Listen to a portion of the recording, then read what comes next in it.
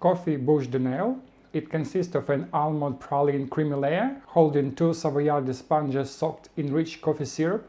All this wrapped inside a mascarpone mousse blended with a tea Marie and finished with a dense milk chocolate ganache enriched with the coffee at the bottom. The dessert rests on a short crust base with a touch of lemon zest to bring crunchy texture and hint of freshness. The exterior is coated in a milk chocolate velvet finish, giving it a refined, elegant appearance.